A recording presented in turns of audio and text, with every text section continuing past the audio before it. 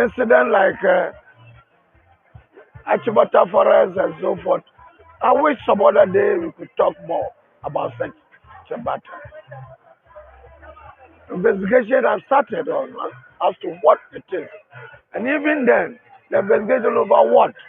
Is it the forest that is earmarked as a forest that will help protect the atmosphere, the environment, are set aside from the year 1929? The situation has changed a lot. The family has agitated. Part of it been given.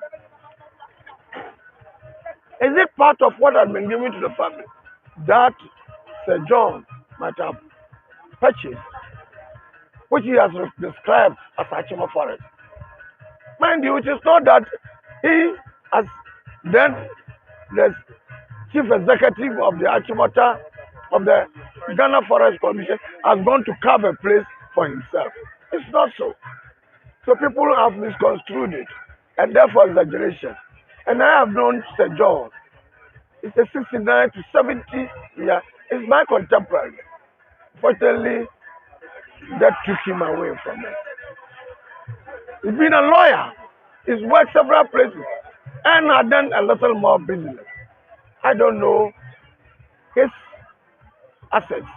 I don't know how he might have acquired them. But I will not be in a hurry to say that he did acquire everything that he had within 2 years. So please, don't use that one to judge Sir John. Don't use that one to conclude that because of that, NPP people, but please, I don't want to mention names. In this country, there are quite a number of people who, if you want to go into the assets, you want to go there, you leave your mouth agape. But maybe they have not come out. And I'm saying, I'm not talking of only somebody who is my friend or has been a member of my party and is now gone away or is general secretary. But across board, if you want to talk about the NDC, as I said, I don't want, but if the time comes, it becomes necessary, we will talk about that.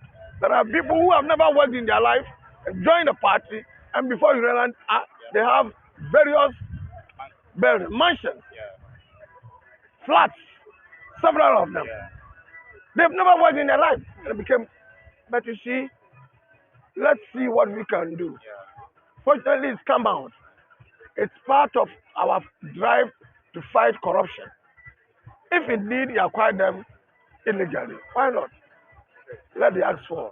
But on the other hand, don't make it look like as if this is the mantra of NPP, corruption. No, that's not so.